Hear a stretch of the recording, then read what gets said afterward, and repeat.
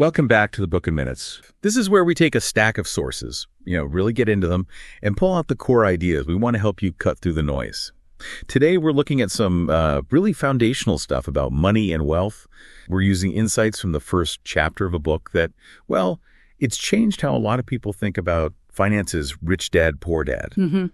And this chapter, it sets up this really interesting contrast right away. So our mission here is to unpack those key lessons from the beginning of the text. We'll explore these different money mindsets, what the source suggests gets passed down in families, and this really crucial difference the book argues is key to, financial security. Absolutely. And that contrast you mentioned, it's sort of the hook, isn't it? Having two very different perspectives laid out forces you, the listener, to think actively. You can't just passively accept one view. You have to compare, consider, and figure out what makes sense for you. That's what we hope to help you do. Okay, so let's get into that core setup. The source introduces this idea of having two main financial guides, two father figures. One is highly educated, successful in academics, but apparently struggles with money. Mm-hmm. The other, less formal schooling, but ends up building considerable wealth. Right. And the advice they give is just worlds apart. Totally. Like, take their views on money itself. One might say something like, loving money is the root of evil. While the other flips it, saying maybe the lack of money is the real problem. Imagine hearing both those things growing up. Yeah, it would definitely make you pause and think, wouldn't it? And the source argues that conflict, that tension, wasn't just confusing, it was actually beneficial because it forced the author to really analyze and consciously choose a path, not just blindly follow one or reject the other. That makes sense. If you only hear one perspective your whole life. You just accept it, right? You don't question it. This highlights a big point the source makes. A lot of our financial programming, our mindset about money, starts at home. Kids tend to absorb their parents' approach, whether the source calls it a poor or rich mindset, regardless of school grades. Which leads us right into the source's view on traditional schooling. It's great for teaching professional skills, right? How to get a job, be an employee, specialize. How to work for money. Exactly. Yeah. But the source points out a gap.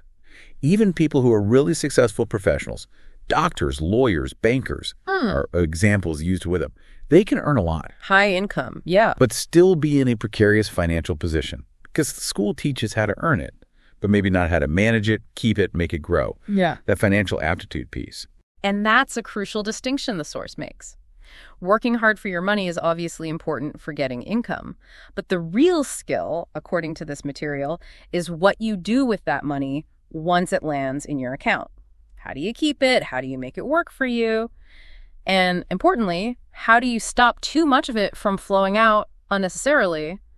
The source mentions taxes as a major example. Right. And this connects to that concept they call the rat race. Mm-hmm. You work harder, you get a raise, you earn more money. But then your expenses creep up too. Maybe a bigger house payment, a new car loan. Higher taxes, more insurance. All of it. Exactly. So you're running faster on the treadmill, earning more, but you're not actually getting ahead financially. You're just stuck in that loop. So how does the source suggest getting out of that loop?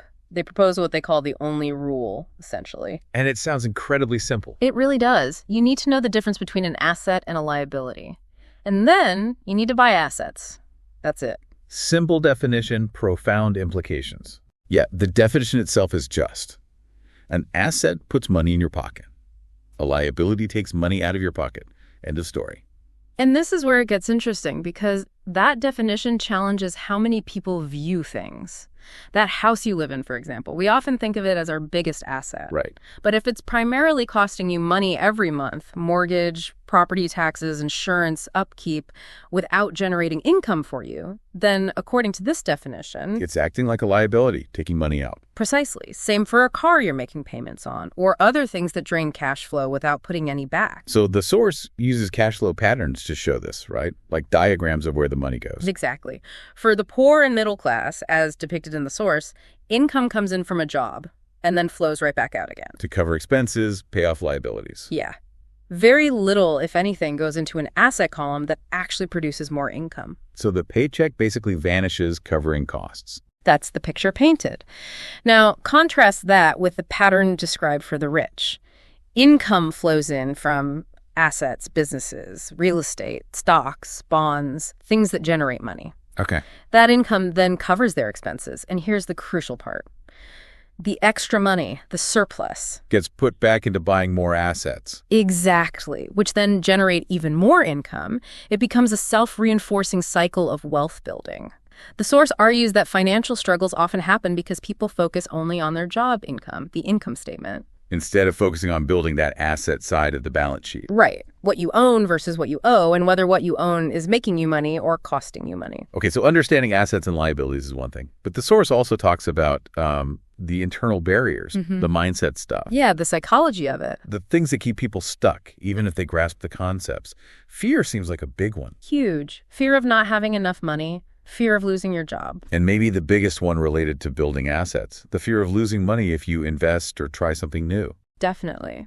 The source suggests that fear keeps people clinging to the perceived safety of a regular paycheck, even if it's not really getting them ahead. It stops them from exploring ways to make money work for them.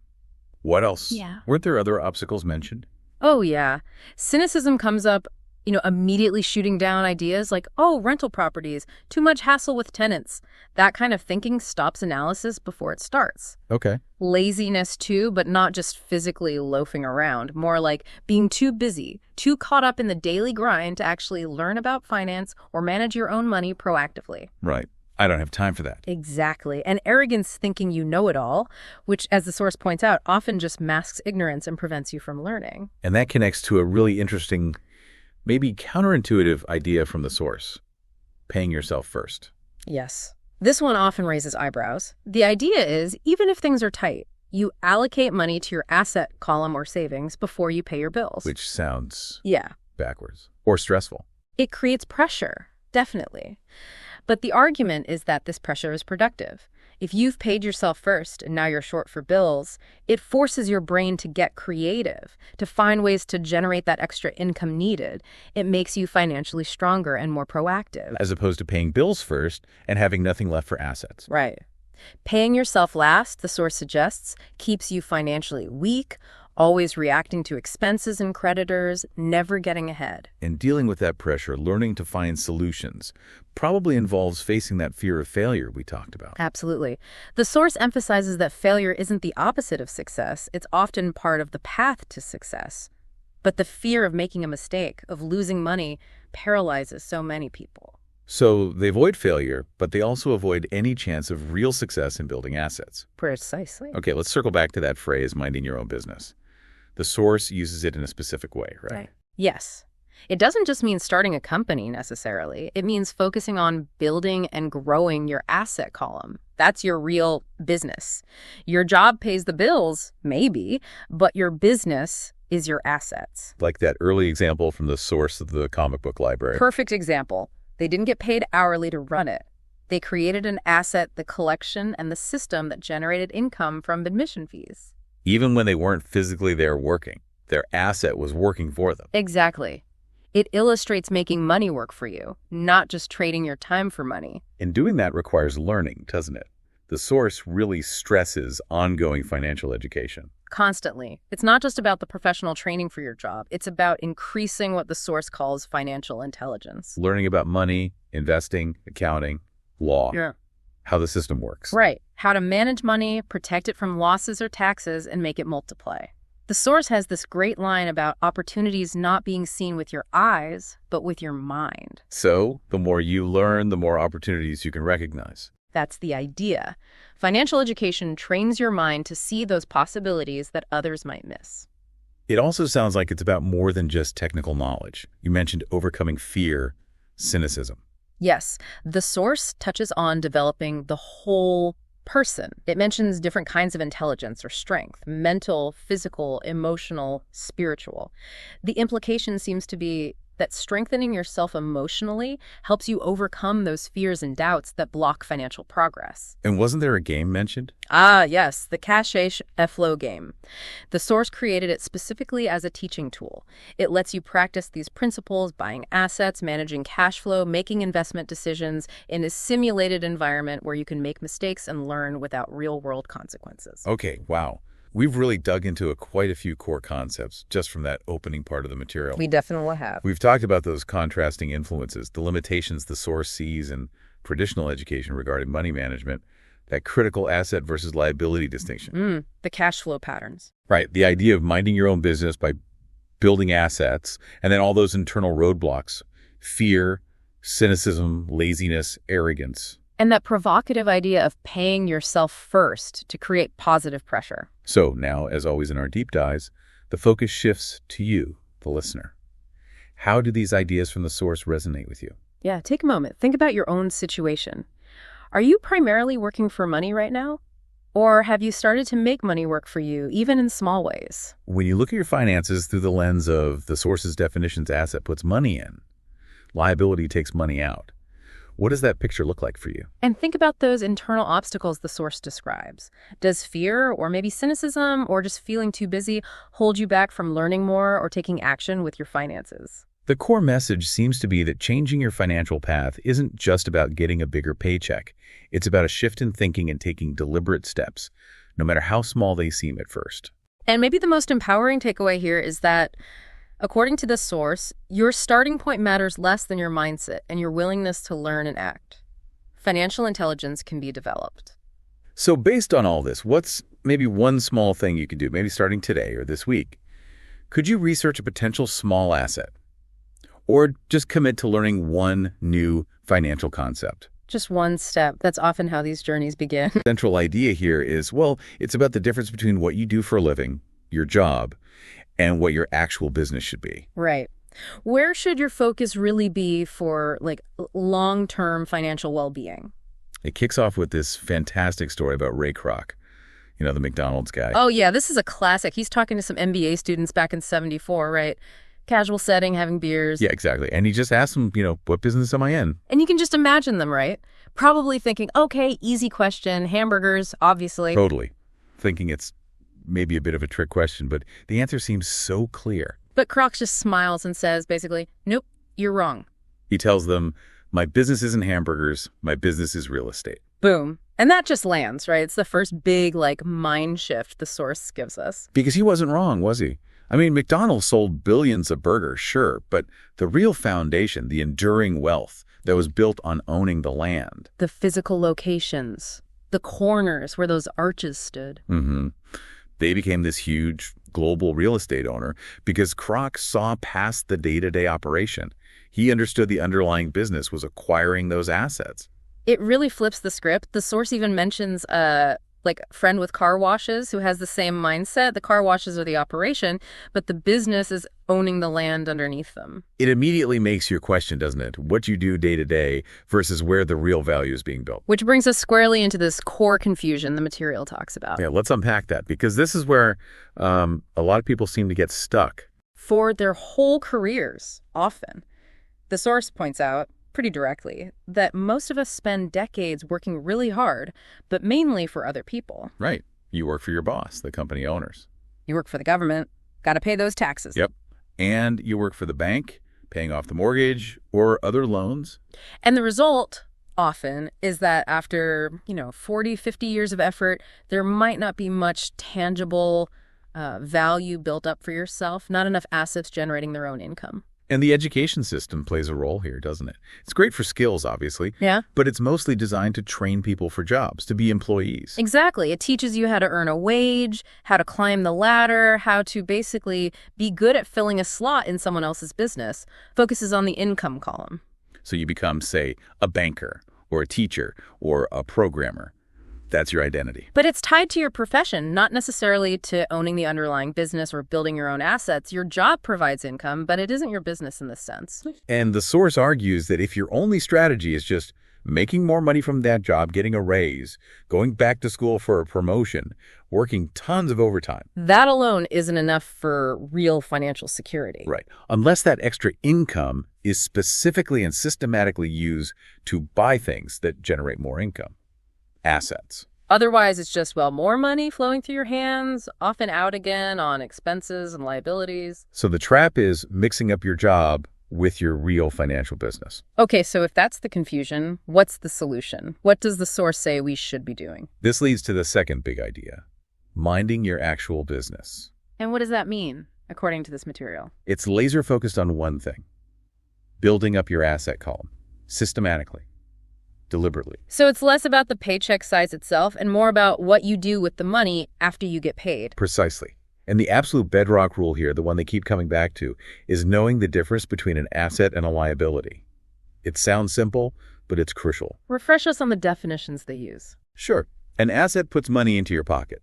A liability takes money out of your pocket. Simple as that. And the core instruction is, Buy assets. Focus your financial energy on acquiring things that generate income or appreciate in value.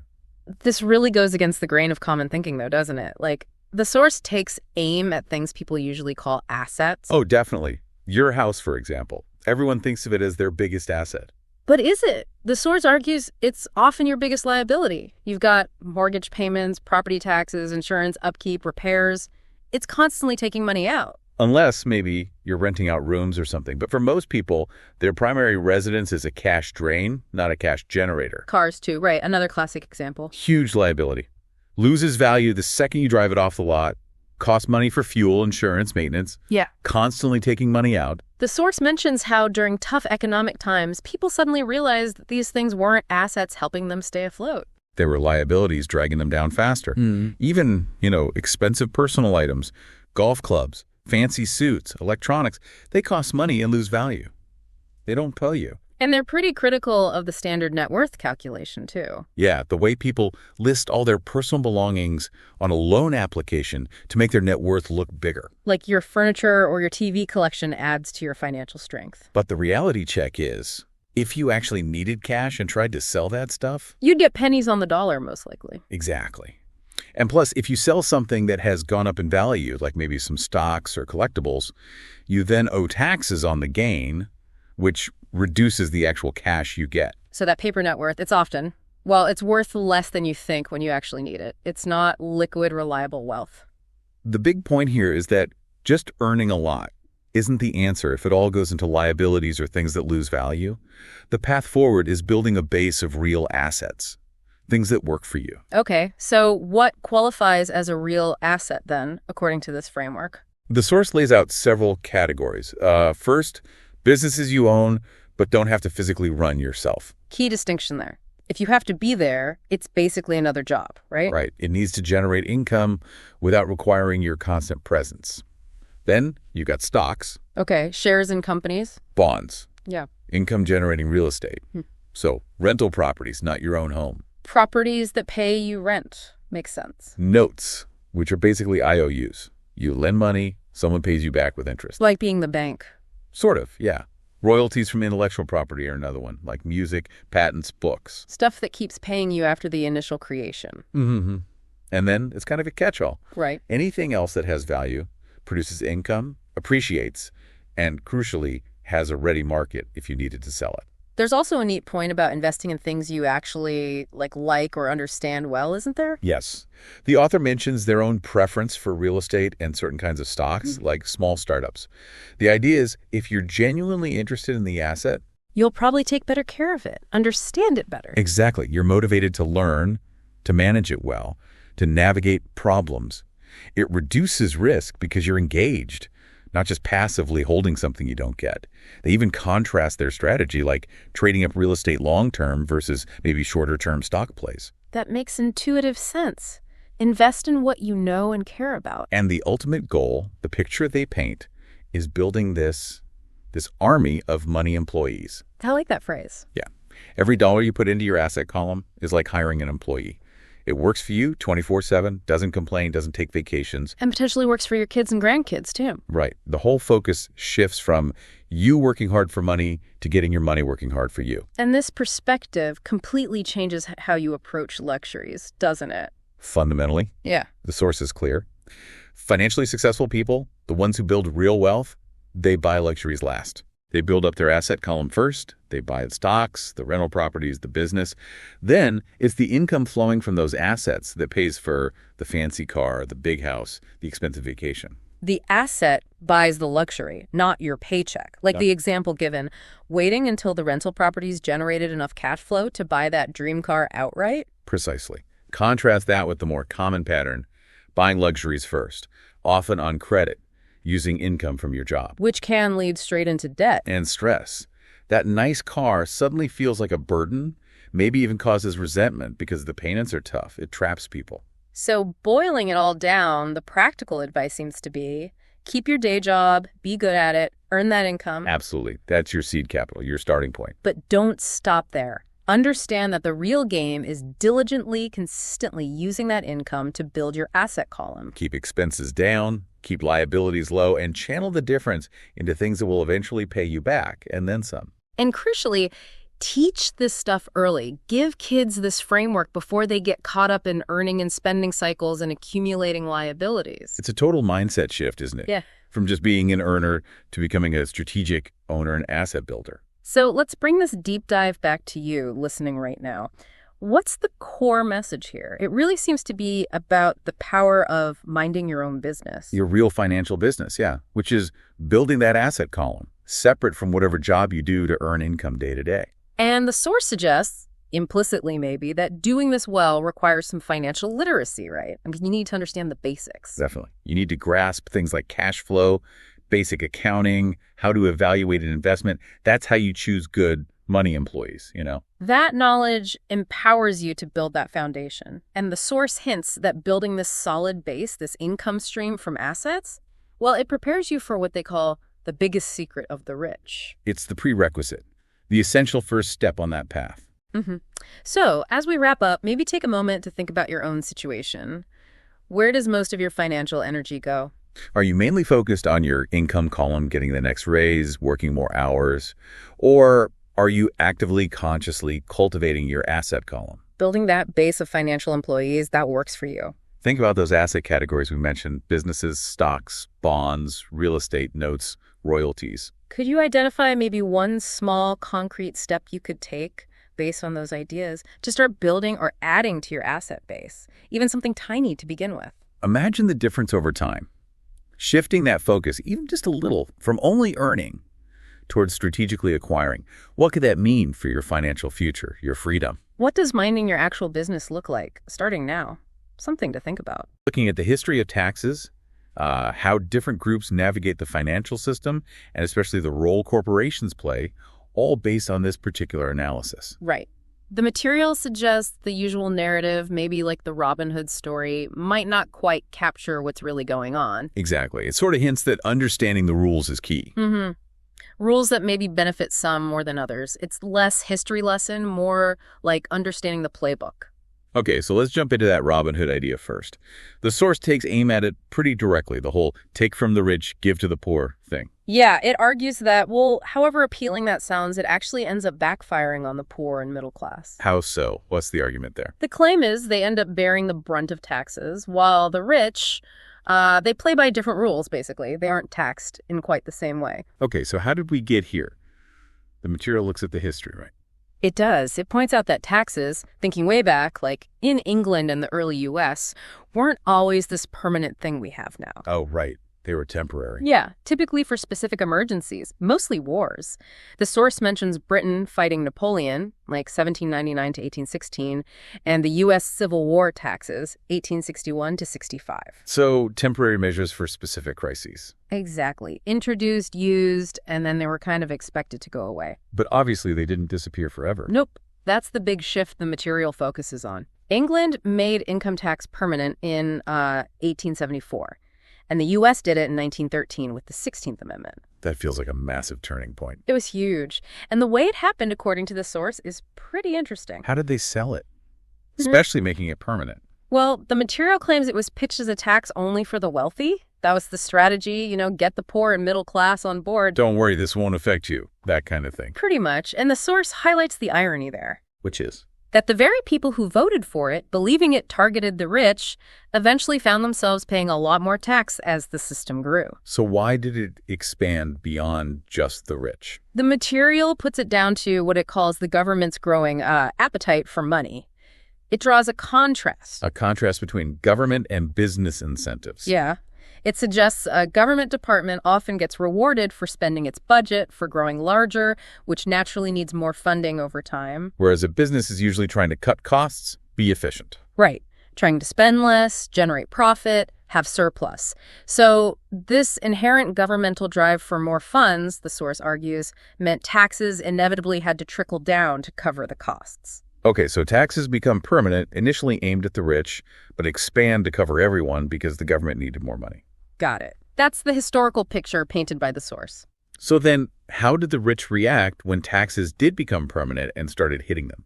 What did they do, according to this material? This is where it gets really interesting.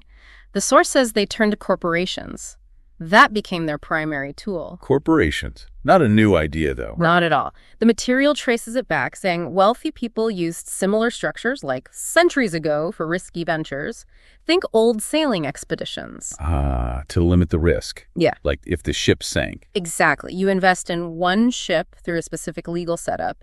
If it goes down, you lose that investment, but not, your entire fortune. It contained the risk. So protecting assets through legal structures is an old game. Very old. And the source is quite specific about what a corporation is. It emphasizes it's not really the building or the factory. What is it then, fundamentally? It's a legal document, like a file folder registered with the state. It's described as a legal body, an entity, but without a soul, as the source puts it somewhat dramatically. A legal fiction, but a powerful one. Extremely powerful, especially, the source argues, when it comes to taxes. This is presented as maybe the biggest advantage. Okay, let's break down that tax advantage. How does it work differently? So the core difference highlighted is this. As an employee, you earn money. Then the government takes taxes out first, right? Through withholding. Yeah, you get what's left over. Right. Then you spend that leftover money.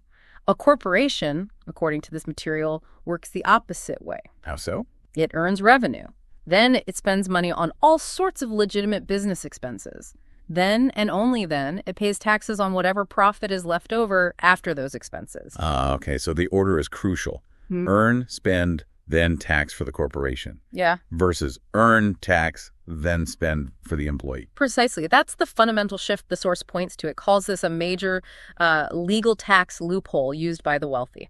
And what kind of expenses can a corporation pay for before taxes? Well, the source gives examples like costs for board meetings, which might involve travel or nice meals, car payments, insurance, repairs for business vehicles, health club membership sometimes, even a portion of restaurant meals if they have a clear business purpose. Wow. So things an individual would pay for with after-tax money. Exactly. The corporation can potentially deduct these before the tax calculation, significantly reducing the taxable income. That's a huge difference in how much money is actually subject to tax. It is. And the source mentions other things, too, like the 1031 exchange for real estate. That's that. It's a legal way, described in the source, for real estate investors to basically defer paying capital gains tax when they sell a property, as long as they reinvest the money into another similar, usually more expensive property. It's about managing when tax is paid. So using the rules legally to minimize or delay the tax hit. That's the idea presented. Okay, taxes are a big one. What's the other major advantage the source talks about for corporations or similar structures, like trusts? Protection. Protection from lawsuits. Asset protection. Yeah. The source argues this is absolutely critical today. The strategy it describes is that the wealthy use these entities, corporations, trusts, to hold their assets. So they don't own things directly in their own name. Kind of. They might control everything through these entities, but legally, on paper, they might own nothing personally. This makes it much harder to sue them successfully and go after their assets. Compared to someone who owns their house, car, savings directly. Exactly.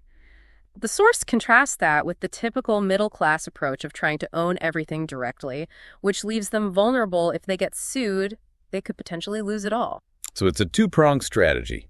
Tax advantages and legal protection. That's what the material strongly suggests. It frames it as the rich reacting strategically when faced with challenges like higher taxes. They don't just, sit back and pay more. According to the source, no. They actively use their resources, hiring smart lawyers, accountants, maybe even influencing the laws themselves through lobbying to find legal pathways to minimize the burden and protect what they have. Which brings us to this whole concept the source pushes about financial intelligence. Right. The idea that the rich, in this view, kind of outsmarted the system and maybe even the intellectuals who designed it because they understood money differently. They played the game smart. And this financial intelligence or financial IQ, the source breaks it down. Yeah, it says it's built on 4 key areas of knowledge. You need all 4, really, to play the game effectively, according to this perspective. Okay, what are the 4 pillars? First, accounting. This is basically financial literacy, being able to read and understand numbers, financial statements, knowing what the figures actually mean. Makes sense. What's second? Investing.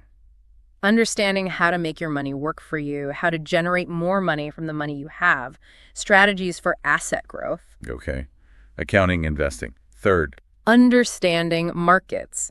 This means grasping supply and demand, knowing the difference between technical market analysis like charts and market psychology, and fundamental analysis, which looks at the economic health of an investment. And the fourth pillar. This feels crucial given what we've discussed. Absolutely, it's the law. Specifically, understanding tax advantages, corporate law, the protections offered by these legal structures we've been talking about, corporations, trusts. So it's the synergy of all four. Yes. The source suggests that knowing about accounting, investing, and markets is powerful, but deploying that knowledge within the right legal structure, like a corporation, is what really unlocks the potential for wealth building and protection described. It really puts the legal structure front and center, not just as paperwork, but as a core strategic element. Definitely. The material draws a sharp contrast. The path of an employee, often working hard for money, paying taxes first, giving power to the employer. Versus someone using these principles. Versus someone using financial intelligence and structures like corporations where their money is working for them, and they maintain more control over income, expenses, and taxes. The source had that analogy, didn't it? About the corporate ladder. Yeah, that's a good one. Instead of just focusing all your energy on climbing the corporate ladder created by someone else. Think about owning the ladder. Exactly. Owning the structure itself. The material shares a story, like seeing big tax deductions on a regular paycheck and suddenly getting why the rich dad mentor figure kept emphasizing building assets inside a corporation. Because each dollar in that asset column is working differently. Right. It's like each dollar sheltered and growing within that corporate structure is an employee working 24/7 to make more dollars and doing so in a more tax-efficient way. And without grasping the legal side, you're kind of playing with one hand tied behind your back, according to this view. That's the strong implication. The source argues that when rules change, like higher taxes appear, the financially savvy don't just pay up, they adapt. They hire experts, find legal ways, maybe even work to change the rules again. While others just see a bigger chunk taken out of their paycheck. Which is why the source stresses that paying good advisors, accountants, attorneys who understand this stuff is often much less expensive in the long run than paying unnecessary taxes due to a lack of knowledge. So the final takeaway seems to be that knowledge, especially financial and legal knowledge, is paramount. It mentions the biggest bully. Yeah, not the boss, but the tax man. Or rather, the tax system. It will take as much as you let it if you don't understand how to legally structure things. Knowledge is power, quite literally in a financial sense here. It seems to be the central message. It's about understanding there isn't just one way money works. There are different sets of rules depending on how you're structured. Well, this has been a fascinating dive into this source material. It definitely presents a, let's say, unconventional perspective on taxes, the power of corporations, and why financial knowledge, particularly around legal structures, is positioned as so critical. It really does. And it's worth repeating the source's framing. This isn't advice on illegal tax evasion, but about understanding and using the legal framework, the rules of the game as they exist, which those with resources and knowledge often utilize. It certainly leaves you thinking. The provocative question hanging in the air based on this material is, how might your financial reality change if you shifted from just earning and paying taxes to really understanding and potentially using these legal structures to build assets and manage income differently? Yeah, it prompts you to consider, which financial game are you currently playing? And could learning more about these rules, these structures, open up a different path for you? Makes you want to dig deeper, doesn't it? Idea. What if getting ahead, financially isn't purely about being the smartest? What if it's more about being, the boldest? Yeah, that's the core question, isn't it? Yeah. The sources we're digging into, they definitely push back against a lot of that traditional money advice. Ideas about risk, wealth, even how we learn this stuff. Right. So our mission here in this deep dive is to unpack that.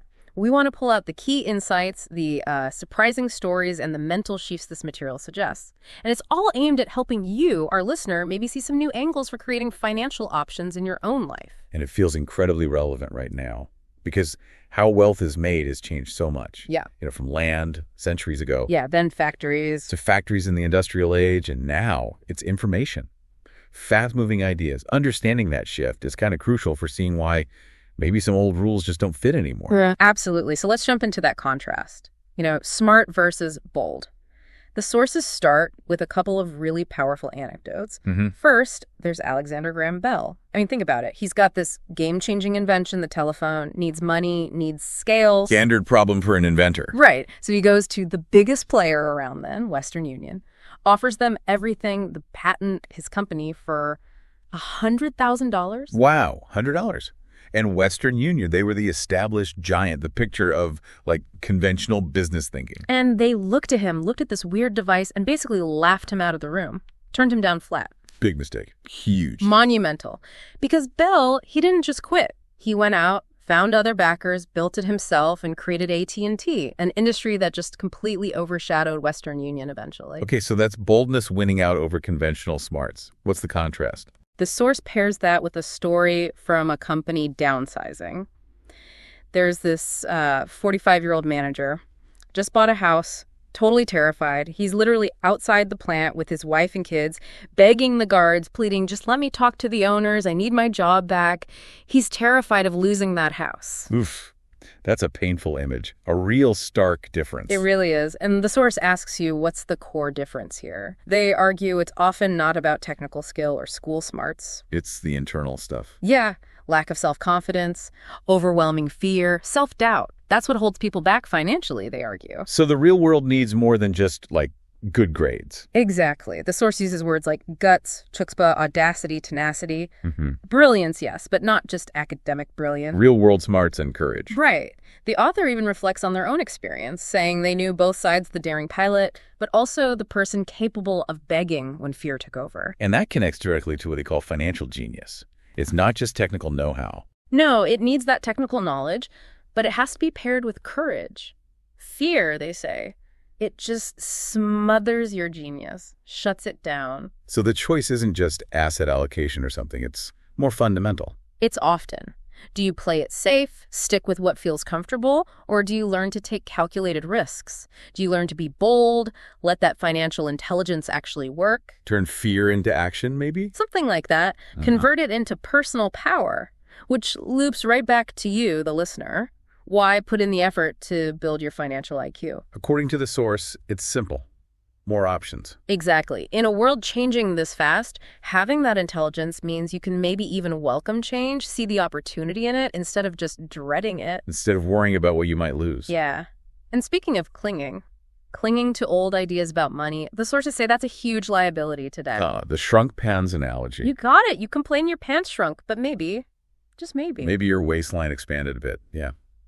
Sometimes the problem isn't external, it's our own thinking that's outdated. Exactly. And why are these old ideas such liabilities? Because they blind you. They stop you seeing the opportunities right in front of you, especially now. Wealth isn't just tied up in land or factories anymore. It's in information, ideas, leverage, things that move fast. Right. And if your mental map for making money is still stuck on go to school, get a job, work hard, save, you're probably going to miss the boat in the information age.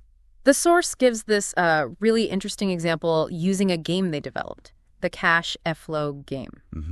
Designed to teach financial basics, right? Income statements, balance sheets. Yeah, cash flow, getting out of the rat race, that cycle of just working to pay bills. Okay, so what happened in the game? They describe this one woman playing. She draws a doodad card. In the game, that's like, buying a boat, something that costs you money each month. Consumes cash flow instead of generating it. Exactly. At first, she's happy. She likes the boat. But then her friend helps her look at the numbers on her game sheet, and she gets really frustrated. Didn't like looking at numbers. And the game's feedback was instant. That doodad was just killing her cash flow. She was struggling. Later, she gets hit with a downsizing card, then a baby expense. It got worse. So the game was simulating real financial pressures. Totally. And after the game, she was genuinely upset. Said she came to learn about investing, not play some silly game. Defensive reaction. Very. But her friend gently suggested, maybe look inward, see if the game is reflecting anything about, real life. And how did that go over? Badly at first. She got furious, demanded her money back, saying it was ridiculous to think a game could reflect her. Wow. But what's the point the source is making with that story? It's about how games or simulations can be powerful learning tools. They give you instant feedback. No lecture, just Here's what happened based on your choices. The game showed her behavior. Buying liabilities, doodads instead of assets, and resisting the numbers. Her friend later said she did calm down and admitted the game was reflecting her life. And the resistance came from embarrassment. Yeah, embarrassment about not understanding finance, thinking it was someone else's job. It really forces you to ask, doesn't it? What feedback is the real world giving you? Are you tuning in? Or are you resisting looking at your own situation because maybe it feels, I don't know, uncomfortable or challenging? The source says that feedback is always there. We just have to be willing to listen and learn from it, which kind of leads perfectly into this next big idea, this really core concept from the source. Right. The idea that the rich invent money. Okay, hold on. Invent money, that sounds kind of abstract. Money feels pretty real when you're paying bills. It does. We work for it. We see the numbers. We spend it.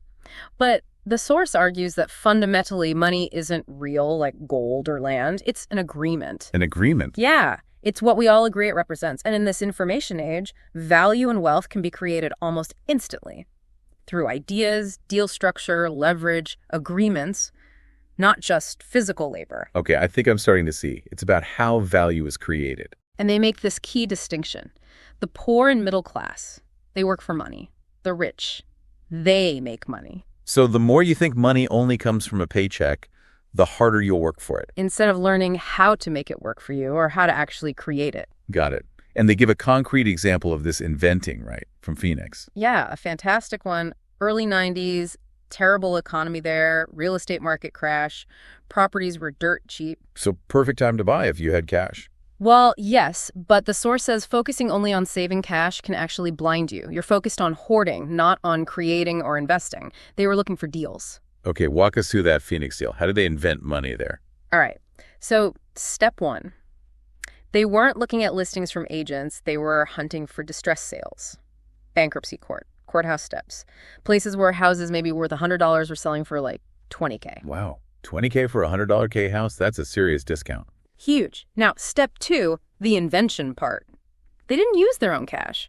They borrowed a small amount, $2,000 from a friend, promised to pay it back in 90 days with $200 interest. Okay, so $2 down payment, basically. Wolf borrowed. Exactly. While the legal stuff was happening to get the title, step three, they started advertising the house. Not for $100, not even $75K. They listed it way below market, say $60,000. $60 for a house potentially worth $100. And here's the kicker, the hook. Advertised with no money down. That would get attention. The source says the phone blew up, they screened buyers, found a qualified one. Once the house was legally theirs, step four, sell it fast. The buyer paid a processing fee, maybe $2,500 up front. An escrow company handled all the legal stuff. Okay, so they got their $2,000 back immediately from that fee, paid back the friend plus the $200 interest. What did they actually make? This is the crucial part. They bought for $20, sold for $60K, that $40,000 difference. It wasn't cash in their pocket, tax-like income. It was created as an asset in the form of a promissory note from the buyer, basically a formal IOU. The buyer legally promised to pay them the remaining $60,000 over time. So the asset wasn't the house anymore. It was the debt the buyer owed them. Precisely. And that note became an income-producing asset. If it carried, say, 10% interest, that's $4,000 a year flowing into their asset column. Okay, I see it now. They created a $40,000 asset, generating income, using very little upfront cash, leveraging the market and the legal structure. That's the invention. And it wasn't taxed immediately like earned income. The source mentions doing like 6 of these deals in their spare time. 6 deals. So that $40 K asset creation happened multiple times. Yeah, they ended up with over $190,000 in these promissory notes. Assets generating around $19,000 a year in income, often held within a corporation for tax efficiency. That is inventing money. It's not about the hours worked. It's about the deal structure, the knowledge. Exactly. Understanding money is an agreement. And they even add, if a buyer defaulted, it often wasn't bad. Since they had almost no cash in the deal, they could take the house back, maybe sell it for more next time, say $70 K, collect another fee, create a new, bigger note. The return on that initial borrowed $2 K becomes almost infinite. Okay, but I can hear people thinking, like the source predicts, you can't do that where I live, or that sounds illegal, or just, that's impossible. Yep, and the source anticipates that. They say, look, the math is simple. Legal folks handled the complex paperwork. The exact strategy needs adapting for today's market, sure, but the principle holds. Money is an agreement. Wealth can be created with knowledge and structure, often with low risk if you know how. But most people don't even explore it because they're stuck in that work hard, save cash, buy retail mindset. Right, which is why developing certain technical skills is so important, according to the source. They list 4 pillars for this kind of financial intelligence. Yeah, what are they? First, accounting. Financial literacy, you got to be able to read the numbers, understand a financial statement. Makes sense. Can't evaluate a deal if you can't read the numbers. Second, investing. Understanding how money makes money, the science of it. Moving beyond just working for money. Third, understanding markets, supply and demand. Seeing the economic sense behind a deal, spotting those opportunities like the distressed properties. Knowing why something is a good deal. And fourth, the law. Knowing the rules of the game, corporate structures, regulations, especially tax advantages, and how to use the system legally to your benefit. Looking back at that Phoenix deal, you see all 4 in play, don't you? Totally. Reading the deal's numbers, accounting, seeing the market opportunity, markets, structuring the note legally, law, and the core activity itself, investing. And having these skills starts to shift you from being just a passive participant to potentially something more active. The source talks about 2 main types of investors here. Right. Type 1, the most common, is the person who buys packaged investments. Calls a broker, buys mutual funds, maybe a standard rental property, like buying a pre-built computer. Straight off the shelf. Then there's type 2. This is the investor who creates the investment. They assemble the pieces themselves, like building that computer from components. And the source really encourages becoming that type 2 investor. Yeah, that's where they say the really huge wins are found. Though they're careful to add, that's also where you can have significant losses if you don't know what you're doing. It requires skill. Okay, so what are the core skills needed to be that type 2, that creator investor? The source lists 3 main ones. Right. Number 1, finding opportunities others miss. Seeing with your mind what others only see with their eyes. Exactly that. They tell this story about a friend who bought this old, rundown, kind of spooky-looking house that everyone else avoided. Looked like a teardown, probably. So totally. Yeah. But this guy, he didn't just look at the house. He checked the legal description, the title.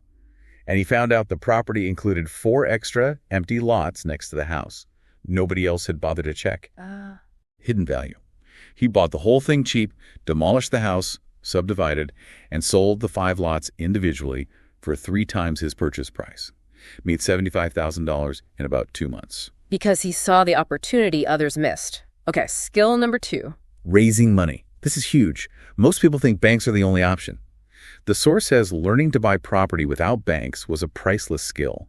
It forces you to learn other ways to find capital. Like the $2 K borrowed from a friend in the Phoenix deal? Exactly. Or another example they give, finding a $1.2 million apartment building deal. They didn't have the money, but they knew it was a good deal. They tied it up with a contract, secured the right to buy it. They needed a deposit to hold it, maybe $100 for 90 days. They went out and raised that deposit from other people who trusted their judgment on the deal. Okay, so they controlled the property without owning it yet? Then what? Then, within that 90-day window, without ever buying the building themselves, they sold their position, their contract, their right to buy to another investor for a $50,000 profit. Wow. Made $50 just by finding the deal, structuring the initial control, and finding the end buyer. No bank loan needed for the full amount. That's the skill of raising capital and structuring deals. And the third skill, organizing smart people. Recognizing you don't have to be the smartest person in the room about everything. Right. It's about working with or hiring people smarter than you in specific areas, accountants, lawyers, brokers, choosing those advisors really carefully. It sounds powerful, but again, brings up the question of risk. It feels risky. And the source addresses that directly. You don't avoid risk entirely, you manage it. Financial intelligence doesn't eliminate risk, but it dramatically improves your odds.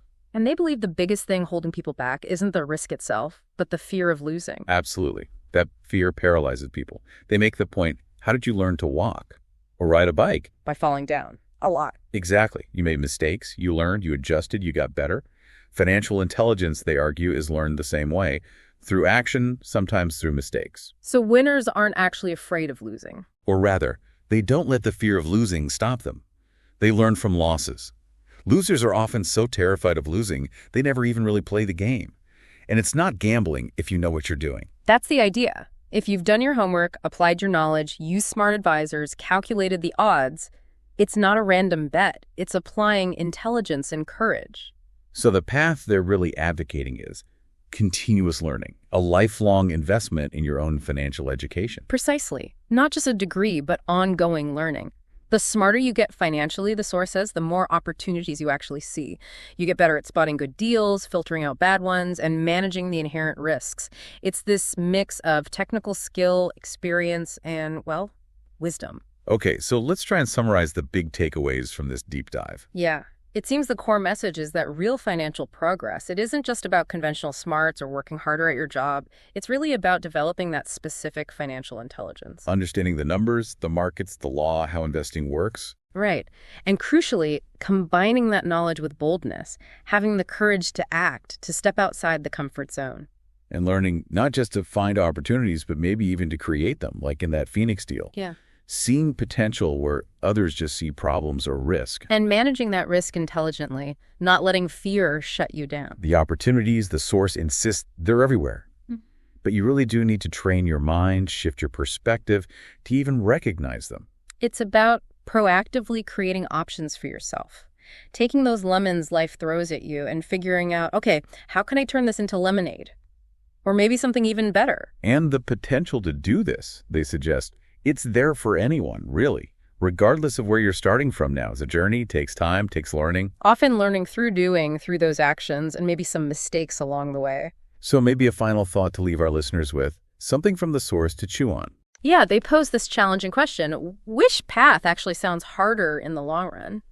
Path 1, work hard your whole life, pay high taxes on your income, struggle to save a little bit, and then have that taxed again when it grows, or you spend it. Or path 2, take the time, invest the effort to develop your financial intelligence, to learn how to harness your brain's power to find and create opportunities and actively build your asset column. What are you choosing to invest your most valuable resources, your time, your brain power, your effort into right now? Something to think about.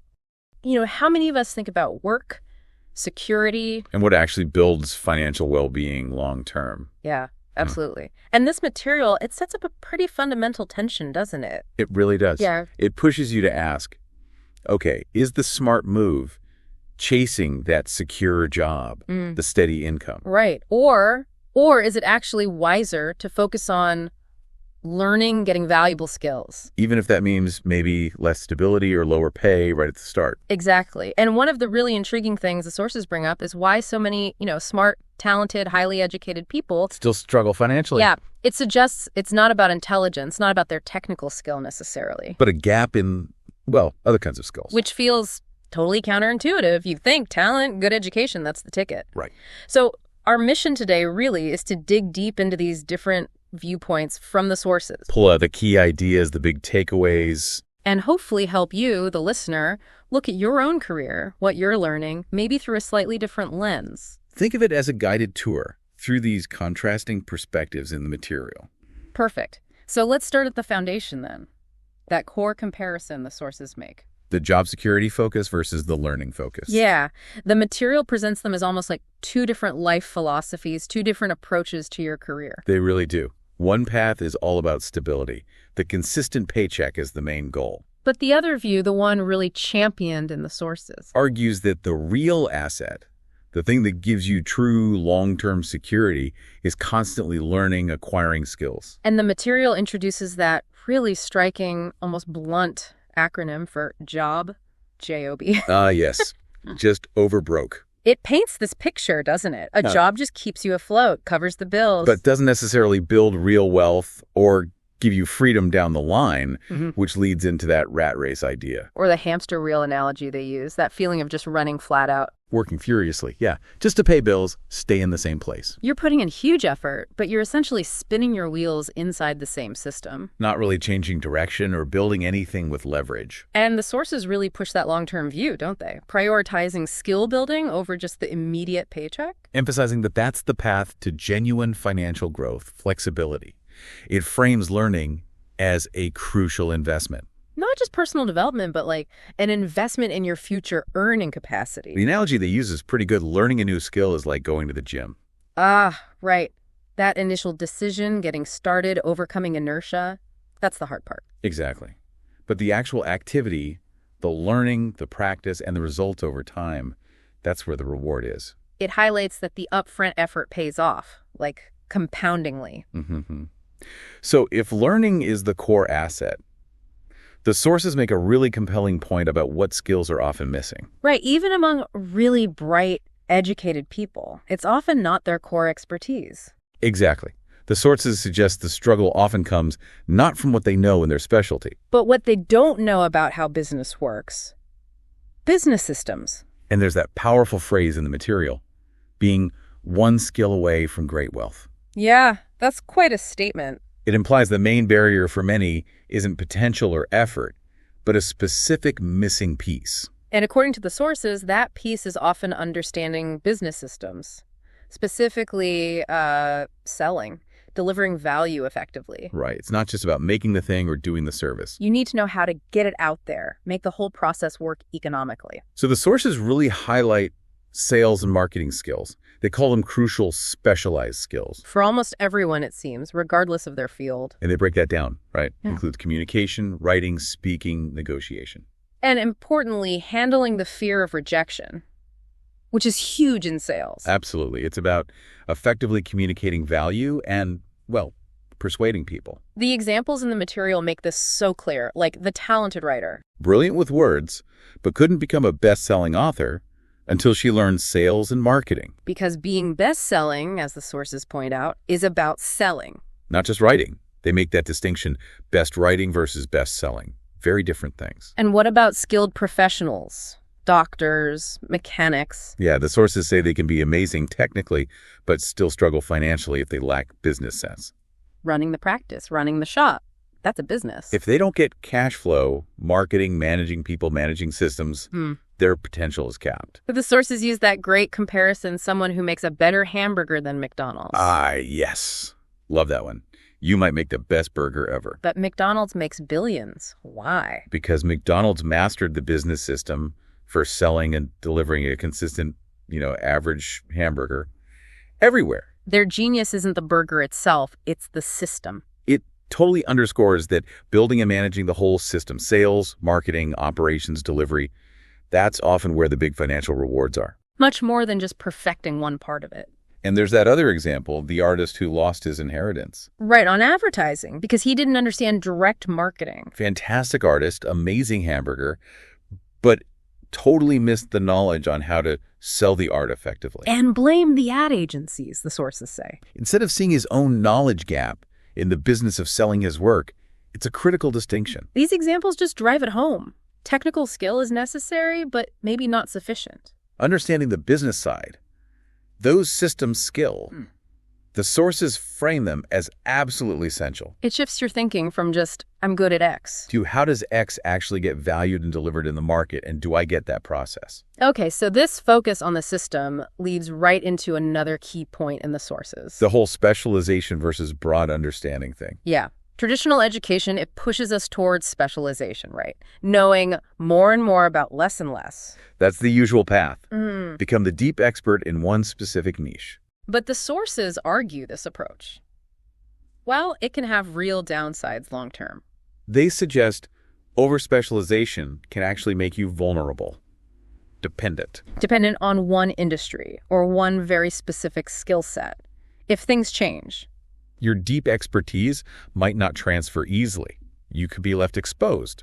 And the sources connect this vulnerability from their perspective to why specialists sometimes need protection, like unions. Right. They mention the educated dad becoming a union head after feeling vulnerable professionally. While the rich dad figure worked to keep his companies non-unionized. And the sources are clear, they're not taking sides. Just observing that from that viewpoint, if you specialize heavily, like school tells you to, then maybe seeking union protection is the logical move because your skills aren't easily transferable outside that box. it's presented as a consequence of that intense specialization. So the alternative perspective pushed in the sources. It's about knowing a little about a lot, gaining that broad understanding. Understanding how different parts of the business system work together. And they describe how successful individuals or companies developing talent often rotate people. Right, through accounting, sales, marketing, operations. So they grasp the whole picture, how the entire system functions, not just one silo. And the material boils down the key management skills needed for this broader view. Yeah, three core things. Management of cash flow Management of systems. and management of people. Those are presented as like the fundamental competencies for running or understanding a business effectively. Complementing whatever technical skill you have. Okay, shifting gears slightly from skills and systems to mindset. Yeah. The sources also talk about giving and receiving money. Yes, they contrast two approaches pretty starkly. There's the idea you have to give first to receive, give, and you shall receive. Versus the common idea of waiting until you have extra money before you give. Which the sources argue means most people never give because there's never really extra. It's always accounted for. And the material presents giving as like a core principle practiced by wealthy families. They mention big foundations. Right, designed for ongoing giving alongside wealth creation. It's shown as part of their whole approach. It's framed as fundamental to how they think about wealth and its circulation. The sources also zoom out a bit, touching on bigger picture financial concerns. Yeah, like the shift from pensions to riskier 401ks, putting more retirement burden on individuals. They even hint at potential links between wealth and access to things like healthcare. And they tie these larger issues back to the need for personal financial intelligence, understanding the systems we're in. It really reinforces their main point. Just relying on a job, even a good one, might not be enough anymore. True security, real opportunity.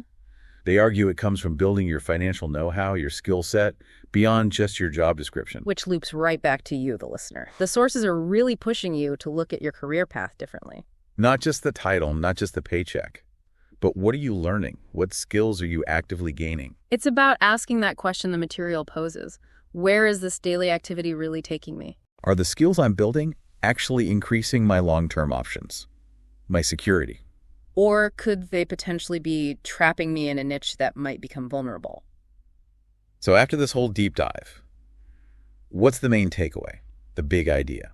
I think the core message is pretty clear. Your most valuable asset isn't really the job. It's the skills you keep acquiring, especially skills related to understanding and navigating business systems. And that making strategic choices about work, maybe choosing based on learning potential, even if the pay isn't top dollar right now. That can pay off hugely down the road. In terms of security, flexibility, opportunity, it's a whole different mindset. Viewing your career as a continuous learning investment, maybe. Exactly. Building resilience, building the ability to create value in different ways. Instead of being totally reliant on just one skill or one industry. Which makes total sense when you think back to those examples, like the writer or the burger maker. Okay, so here's a final thought for you to chew on, something directly inspired by the perspective in these sources. Take a moment. Think about your own skills. Beyond your technical expertise, what you're already good at. What crucial business or communication skill might you be just one skill away from getting? Could learning that one thing, maybe sales, maybe marketing, negotiation, understanding cash flow, could that fundamentally change your financial path? What's the next step on your personal learning plan? Something to think about. These sources really hammer home the idea that just knowing about finance, having that literacy, isn't always the full picture. Right. There are these, internal roadblocks, psychological barriers maybe, things that stop people even when they know what they should be doing. So knowledge isn't enough. It's vital, definitely. But it seems like only part of the puzzle, according to this material. Okay, so that's our mission for this deep dive then. Let's pull out what these sources say are the real obstacles holding people back, the internal stuff, and, what maybe we can do about them. Sounds good. And the sources are pretty clear. They identify 5 big ones, 5 main internal hurdles. There's fear, cynicism, laziness, bad habits, and arrogance. Wow, okay. That list. It sounds less like finance and more like self-improvement almost. It really does, doesn't it? Yeah, it frames financial success as being tied up with really understanding yourself. Absolutely. So yeah, let's unpack these 5. We'll look at the ideas, the examples, the whole perspective from your sources on what these mean and maybe how to get past them. All right, let's dive in. The first one seems huge. Fear. Specifically, that fear of losing money. The material really focuses on this one. It does, and it makes a really crucial point, I think. It's not saying successful people don't feel fear about losing. Apparently, they do. Oh, okay. The big difference isn't whether you feel fear. It's how you deal with it, how you manage that feeling, and really your whole attitude towards, losing or failing. So it's not about not feeling it, it's the management strategy. How do the sources say people manage it then? Well, Well, they sort of compare it to other phobias, like it can feel totally overwhelming for some people, paralyzing even. Yeah, I can see that. And for people who really, really hate risk, who worry a lot about losses, the advice in the sources is, well, surprisingly straightforward. It's start early. Start early, Yeah. even if it's small amounts, right? Exact. I remember that crazy example in the sources, the $24 for Manhattan Island. If that had been invested, even at like 8%. Oh, yeah, the numbers were astronomical, weren't they? Yeah. Trillions by the 90s or something. Yeah, it just shows how time and compounding, they can kind of blunt the fear maybe. Because you start small, let time work for you. It's a great illustration. Minimal risk, but over a long, long time. Yeah. Huge results. But, okay, the sources are realistic too. They know not everyone can start super early. Right. What then? If you're starting later or need to be more, I don't know, focused. Well, it contrasts two approaches. There's avoidance, like the poor dad figure in the material who just wouldn't even discuss money problems. Mm-hmm. Stick your head in the sand. Kind of. Versus facing it, really looking the fear in the eye. And that brings us to that Texan attitude analogy they used. What was that about? Yeah. It's not that you enjoy losing money. Nobody does. But this Texan mindset, as they describe it, it's a different attitude towards risk, towards failure. It's playing to win, going big when you hit it. But even when you lose, you go big in spirit, turn it into fuel. Like that line, if you're going broke, go big. The idea being that playing it too safe, being so scared of any loss, that's actually why many people don't succeed financially. Exactly. People are so afraid of losing that they lose. That was the quote, or the idea, anyway. You prioritize avoiding the pain so much you miss out on any potential gain. That makes sense. And the sources bring in everyday examples. Learning to ride a bike, right? Or golf, or even falling in love. You fail, you fall, you strike out, you get hurt. It's just part of learning. It's inherent in the process. But somehow, with money, the sources suggest that for a lot of people, the pain of losing is just way stronger, way more intense than the potential joy of being rich or free, and that stops them cold. Like standing at the edge of a bridge, wanting to cross, but terrified of falling, so you just stay put. Perfectly put. And they use these powerful historical examples, too, like the Alamo or Pearl Harbor. Right, defeats initially. Huge defeats. But they didn't crush people. They became rallying cries. They made people dig deeper, get better, fight smarter, win eventually. Okay. The point the sources make is, for winners, failure is like inspiration. It makes them learn and adapt. For others, failure just confirms their fears and defeats them. So being inspired by failure, not beaten by it, that's a key secret they mentioned. Yeah, it's presented as this core difference, which then plays out in investment strategy, right? Yeah. Are you playing purely not to lose, super safe, balanced portfolio maybe? Focused on just preserving capital. Or are you playing to win? Yeah. Which might mean being more focused, maybe even unbalanced in your investments, especially early on, like an entrepreneur pouring everything into one venture. Right. The idea is if you can handle failure as fuel, that focused approach might work. But even if you genuinely hate risk, the message isn't do nothing. It's maybe play safer, use balanced funds, but the crucial part is start early. What time do the work? Because your growth depends more on compounding then. But the underlying message seems to be building wealth isn't just spreadsheets. It's attitude. It's courage, discipline, how you bounce back. Remembering those historical examples really drives that home, I think. Okay, so managing fear is step one. But then another big obstacle the sources bring up is cynicism. They call it the chicken little thing. Yeah, that's a good summary. It's that little voice inside saying, oh, I'm not smart enough, or what if the whole market crashes tomorrow? The self-doubt. Right. Plus all the external noise. Peter Lynch used that term. It's friends, family, the news, everyone constantly predicting disaster. The sky is falling. And that mix of inner doubt and outer noise, it can just freeze you, right? Stop you from doing anything. Totally. The sources have some powerful examples, like people building bomb shelters in the 50s instead of investing. And missing huge market growth. Exactly. Or the story about the friend pulling out of a great property deal because some neighbor who knew nothing about investing said it sounded risky. Oh, wow. Or that tax lien thing. People getting like 16% safely on tax. Yeah. And their friends were telling them that was too risky while earning what, like 1% in a savings account? It sounds absurd when you lay it out like that. It does. But that's cynicism. That's doubt. The sources just say it flat out. Doubt is expensive. You end up paying a huge opportunity cost for feeling safe. And they draw this contrast. Cynics criticize, winners analyze. Criticism blinds you, analysis opens your eyes. That's a really key distinction they make. And it links to that other example, the I don't want to fix toilets line about real estate. Right. Seems like a simple preference. On the surface, yeah. But the sources argue it's often just an excuse, a small I don't want, that blocks a huge goal like financial freedom through property. So instead of just saying, ugh, toilets hassle, the analytical approach is different. It's asking, okay, fine, I don't want to fix toilets. So how can I invest in real estate without fixing toilets? Shifting from I can't because to how can I despite. Exactly. And that how can I question, that's where solutions appear, like finding a good property manager. Right. The sources actually suggest these I don't wants can be clues. They force you to think smarter, find better systems, maybe delegate. They're not just blocks, they can unlock creativity. And that applies to stocks too, right? Yeah. People saying, I don't want to lose money, closes the door. Totally. Instead of analyzing, okay, how do I invest while managing risk, which leads you to things like diversification or maybe using stop-loss orders. What's a stop-loss order again? Oh, it's just a simple tool. You basically tell your broker if the stock drops to X price, sell it automatically. It limits your potential downside. It's a way to manage the fear of loss analytically. Got it. So analysis finds tools, cynicism just stops you, like avoiding oil stocks because gas prices might go up. Missing a boo. Yeah, letting those general Chicken Little worries dictate specific investment choices. The noise, basically, the internal I don't want, the external doubt. It just keeps people stuck. It lets the cynicism win. Pretty much. But then they share that amazing Colonel Sanders story, rejected like over 1,000 times. Incredible. But he didn't let the noise stop him. He kept going. The message is pretty clear. Sometimes you just got to ignore that inner chicken and, well, fry it. Take action anyway. Okay, so we've covered fear and cynicism, those mindset hurdles. The sources also hit on more behavioral stuff.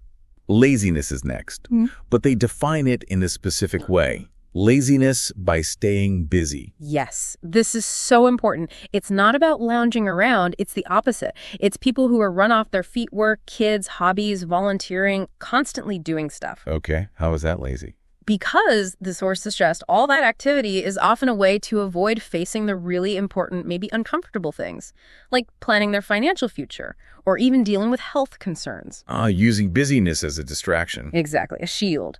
Deep down, they might know they're avoiding something big, but being busy feels productive, gives them an out. I can see that. So what's the fix? According to the sources, how do you combat that kind of laziness? Well, they propose something that sounds a bit provocative. A little greed. Agreed. That sounds bad. Right. But they quickly reframe it. It's not negative grasping greed. It's presented as a healthy desire for something better, wanting more freedom, a better life, security. It's the positive drive. Okay. Healthy desire. That feels different. Yeah, they contrast it with the guilt lots of people are taught to feel about wanting more, about greed. And this desire, this positive wanting, connects to a really key mental shift. Which is? It's about ditching the phrase, I can't afford it. The sources call that like a mental shutdown button. Because it just stops you thinking. Exactly. It leads to feeling helpless, resigned. They say you should replace it with asking, how can I afford it? That question changes everything. It really does. It flips a switch in your brain. Suddenly you're looking for solutions, for possibilities, for ways to make it happen. It becomes a creative challenge. So it's like this internal tug of war. Yeah.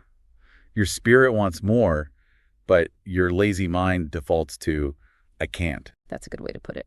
One leads down a path of sadness, the other towards excitement, dreams, problem solving. Like the rich dad example again, like making his kids figure out how they could afford bikes or college. Exactly. The process of figuring out the how was the real lesson, wasn't it? And it was fueled by their desire for the thing. Right. So that desire, asking, what's in it for me, WIIFM, they call it, that's positioned as the engine for everything. Innovation, education, progress. Asking that question when you feel yourself avoiding something, that can apparently kickstart you out of that busy laziness. Okay, and right alongside laziness, there's the issue of bad habits. Yeah. The sources make a strong claim here. Our lives reflect our habits more than our education. It's a powerful point, isn't it? They use that Arnold Schwarzenegger example. He didn't just learn about weightlifting. He built the habit of going to the gym consistently. The habit produced the muscles. Makes sense. And financially, they zero in on one really critical habit. Yeah, the habit around how you handle your income, specifically who gets paid first. Right. Most people, the conventional habit is Pay the bills, pay the credit cards, pay the government. And then, maybe if anything's left over, you save or invest for yourself. Which usually means nothing is left over. You pay yourself last or not at all. But the rich dad habit flips that entirely. Pay yourself first. Yes. Put money aside for your investments, your assets, before you pay many of your bills or even taxes. Okay, that sounds really risky. Like, aren't the bill collectors going to come knocking?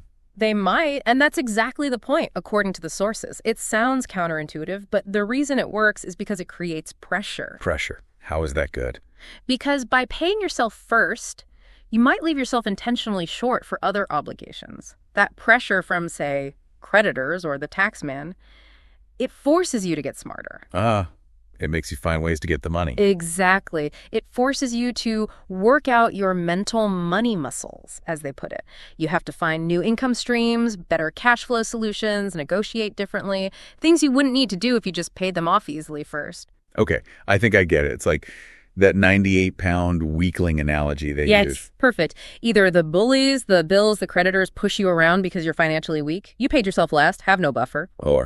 Or you use the pressure they create as motivation to get stronger. Paying yourself first creates that intentional pressure, that challenge, which forces you to become financially fitter mentally and fiscally. So you turn the fear of collectors into fuel for finding solutions. You use the pressure strategically. That's the idea. It's about building financial strength through facing, not avoiding, that pressure. Okay, that brings us to the fifth and final obstacle. Arrogance. Yeah, and the insight here is pretty direct. The sources say arrogance is often just a mask for ignorance. How so?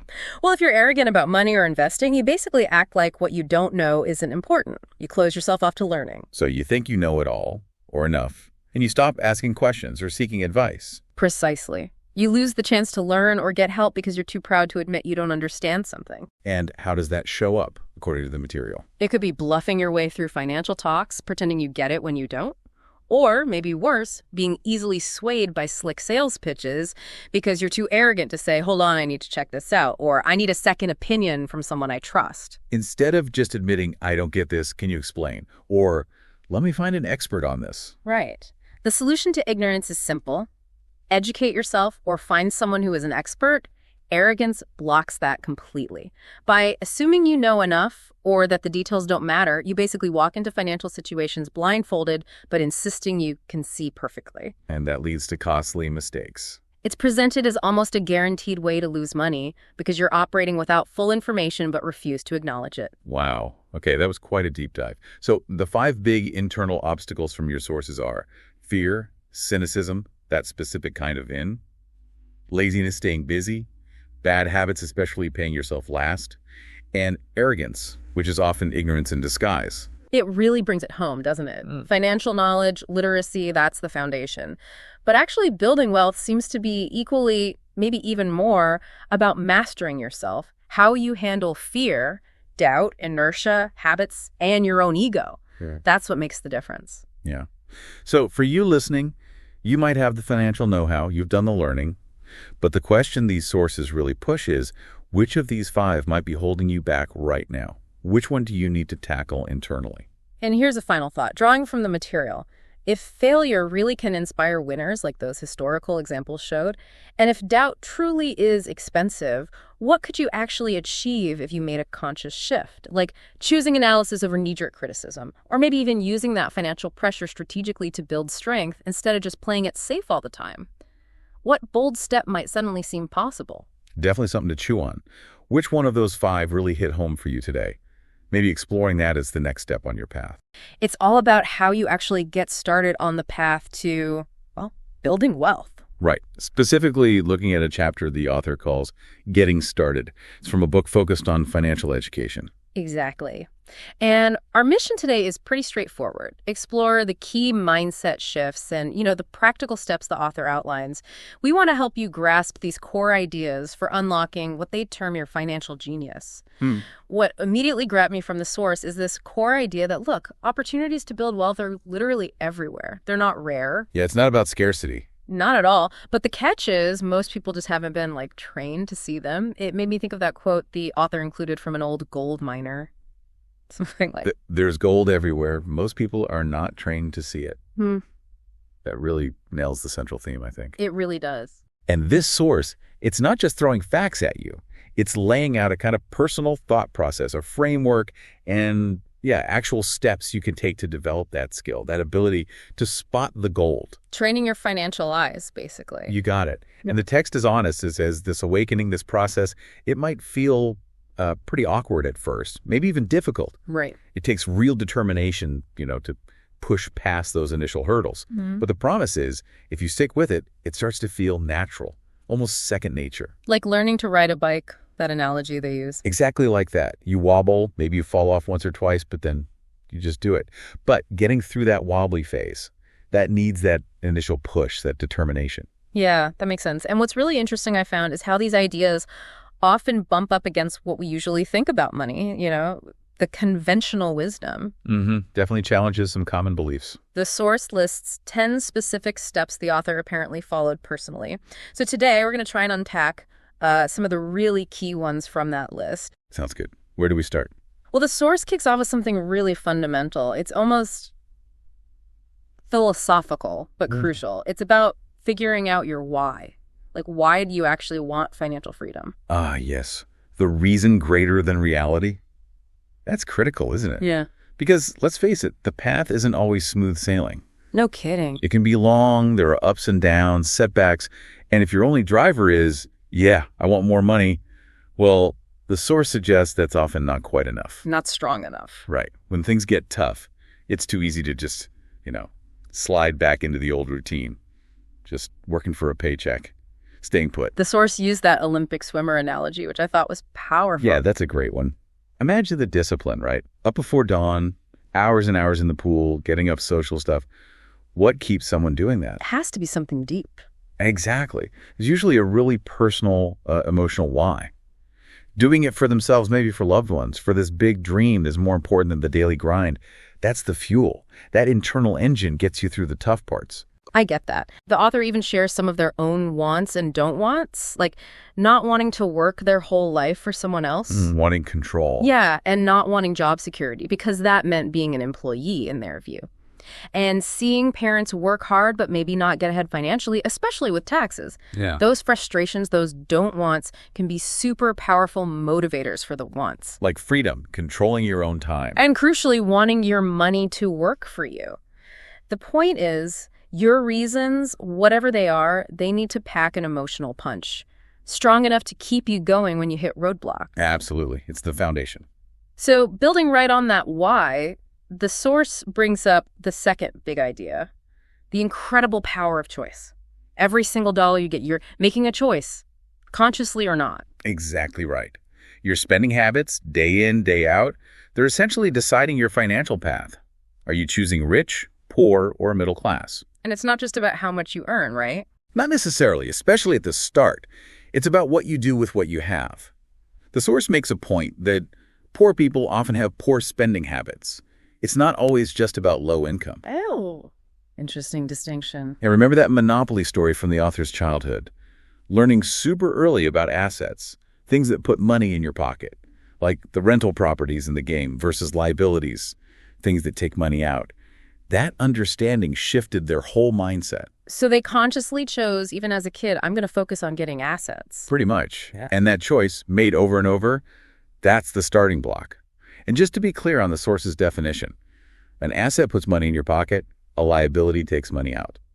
Simple, but so important. Yeah, that simple framing really cuts through. And the source doesn't pull any punches about excuses people make, does it? No, it calls them out. Things like, oh, I'm not interested in money, or I'm too young for this, or my spouse handles the finances. I've heard those. The text frames these as really costly excuses because they rob you of your two most valuable assets, according to the author: time, which you can never get back, and the opportunity to learn.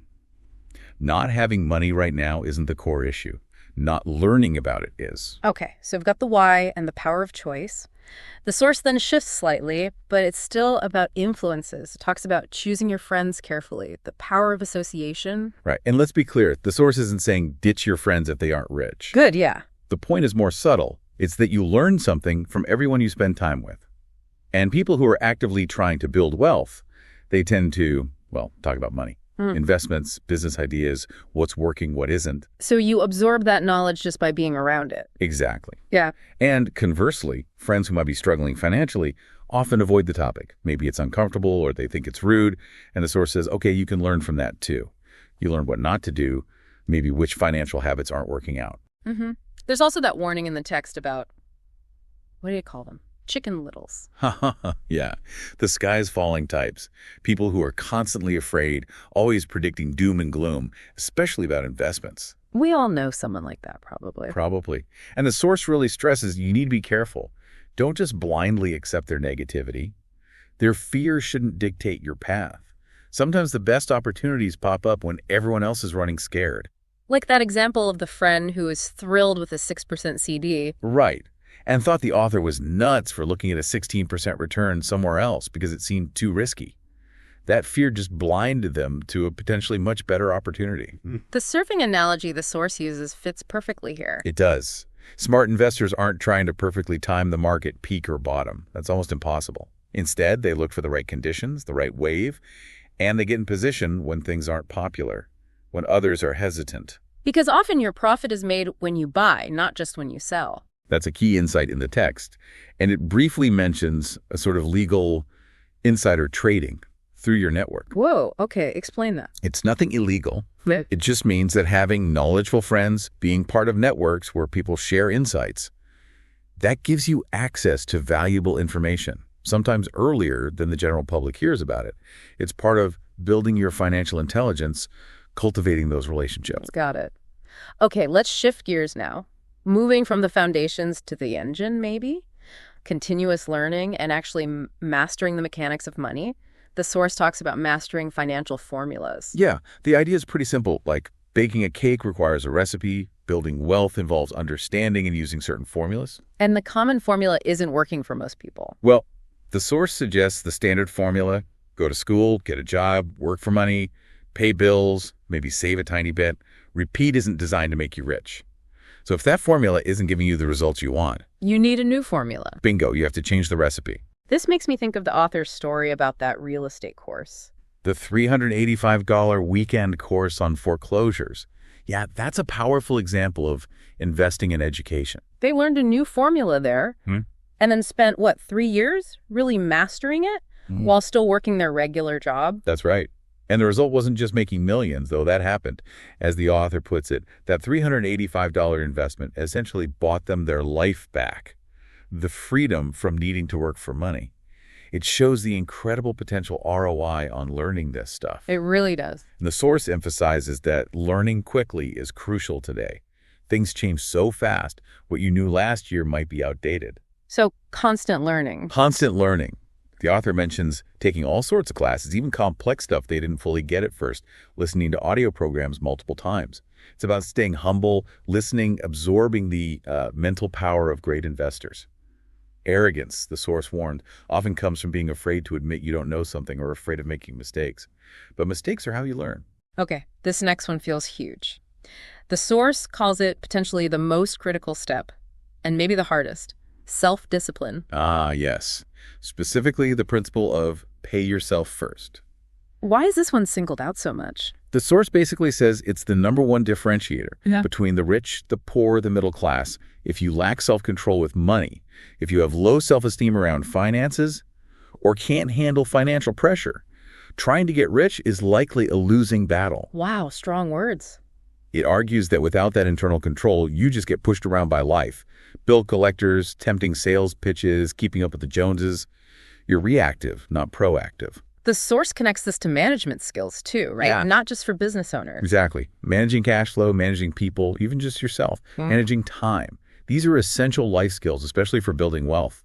And they all come back to self-discipline. So how does pay yourself first work, according to the source? It mentions The Richest Man in Babylon. Right, it credits that book.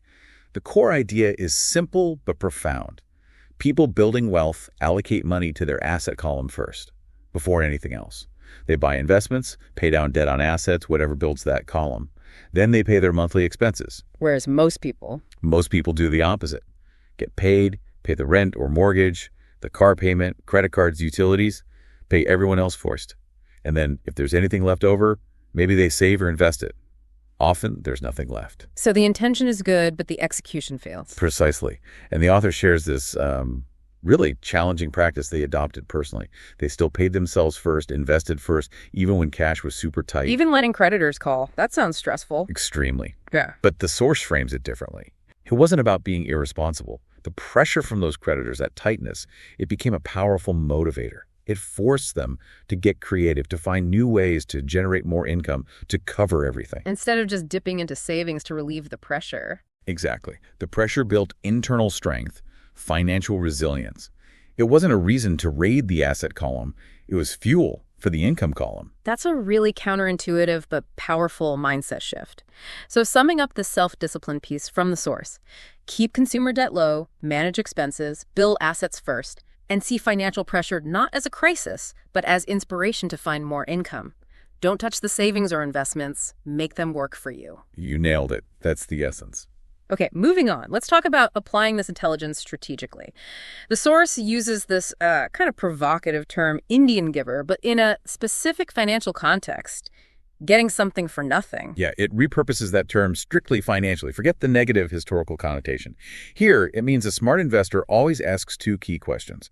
One, how fast do I get my initial investment back? And two, once my money's back, what extra benefit or asset do I get to keep, essentially for free? So it's ROI, but with a twist. Exactly. It's hyper-focused on getting your capital back quickly, minimizing risk, and securing an additional upside. The foreclosure condo example fits here, right? Perfectly. Buy below market, fix it, rent it out. The rental income pays back the initial investment in, say, 3 years in the example. After that, you still own the condo, it's still producing income every month. Relative to your initial cash outlay, that ongoing income and the asset itself feel free. And they apply this to stocks, too. Yep. Invest X amount.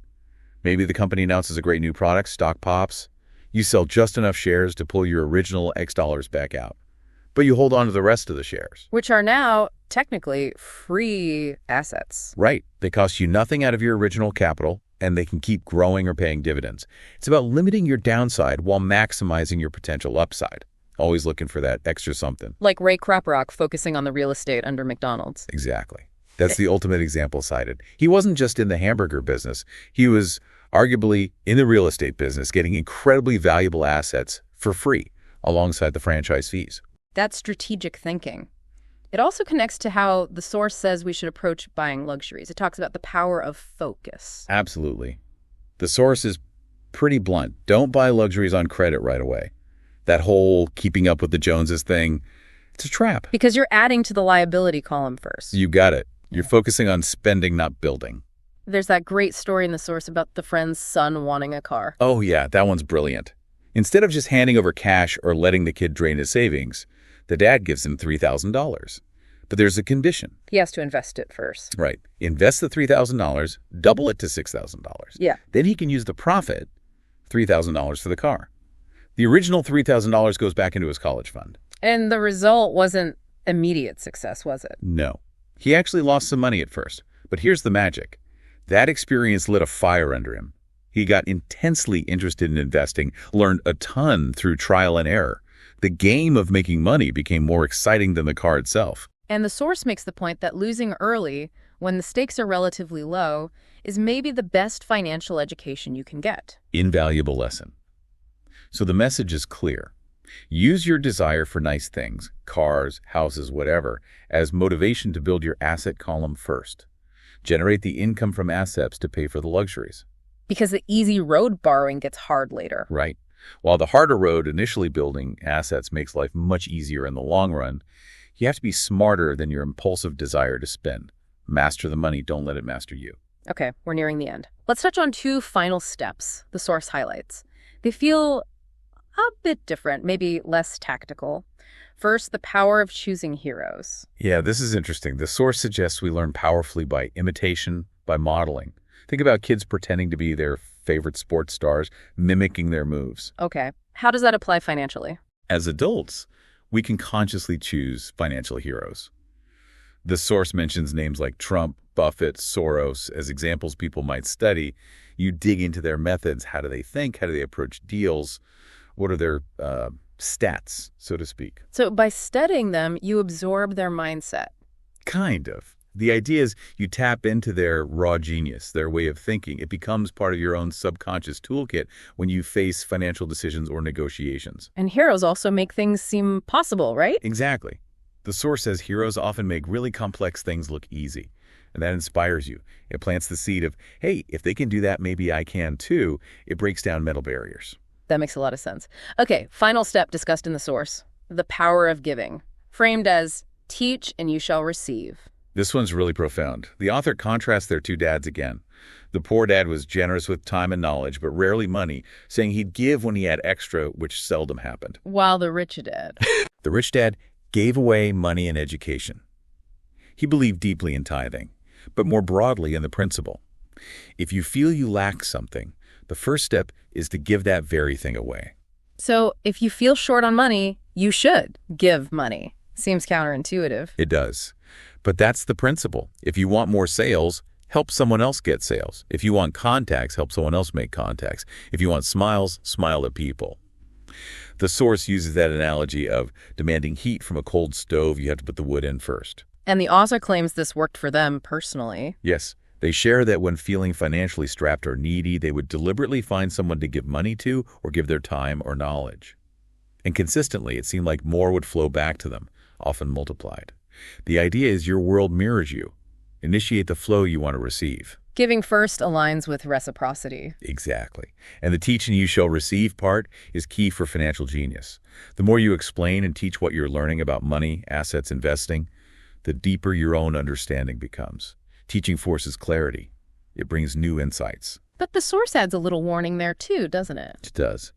Sometimes giving doesn't seem to work. And the reflection offered is that maybe it's because the giving was done only to get something back, like a transaction, rather than from a place of genuine generosity or abundance.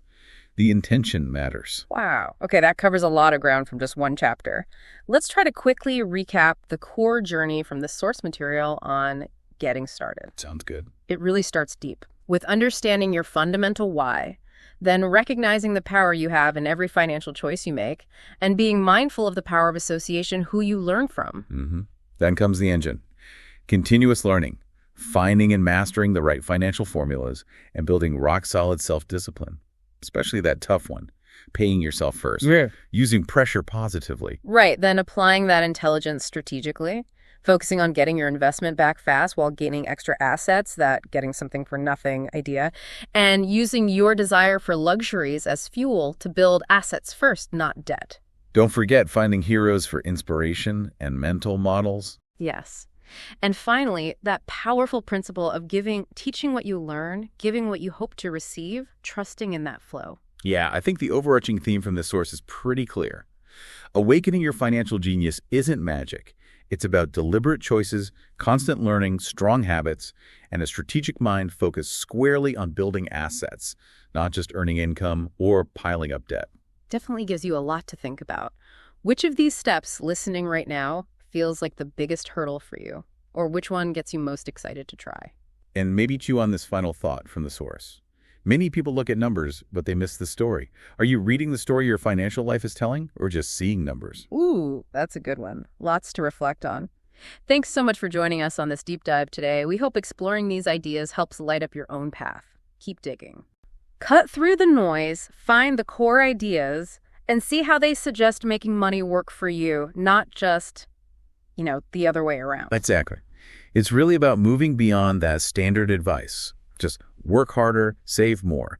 These sources push for a pretty fundamental shift in perspective. Right. It's not just about tweaking your budget. It's about building different kinds of income streams, creating systems almost. That's the core of it. The difference between just earning a paycheck and actually building things, assets, systems that generate wealth more automatically. Okay, let's dive in. The foundation seems to be this idea that not all money you make is the same. Can you break that down? Yeah, that's crucial. They basically categorize income into 3 buckets. First, there's what most of us know best, ordinary earned income. That's your job, right? Your salary. Exactly. You work, you get paid. Trading your time and skills directly for cash. Pretty straightforward. Okay. What's number 2? Number 2 is portfolio income. Think paper assets, money you make from stocks, bonds, mutual funds, dividends, capital gains, that sort of thing. Got it. So investing in the market. And the third one? That's passive income. Now, the sources often tie us really closely to things like real estate, but it could be other assets too. It's income from something that ideally makes money for you without you having to actively work for it, day in, day out, like rent checks. And the big aha moment, it seems, is that contrast between you grinding away for that earned income Right. versus setting things up so your money or your assets are working hard for you. That's the goal with passive and portfolio income. Precisely. That difference is really highlighted in the sources through the story of the two dads offering conflicting advice. Ah, yes, the classic contrast. One dad saying, One dad, sort of the traditional view, emphasized, get good grades, find a secure job, climb the ladder, focus entirely on that earned income, play it safe. while the other dad, the quote-unquote rich dad, had a totally different playbook. Completely different. His advice was all about starting businesses, becoming a savvy investor, specifically aiming for that passive and portfolio income, making money work for him. Okay, and to help visualize this, the sources introduce something called the cash flow quadrant. Yeah, it's a simple framework. Imagine 4 squares. On the left side, you've got E for employee and S for self-employed or small business owner.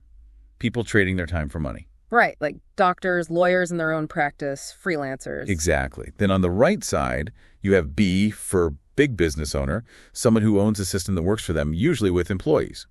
And I for investor, someone whose money is primarily making more money. Right.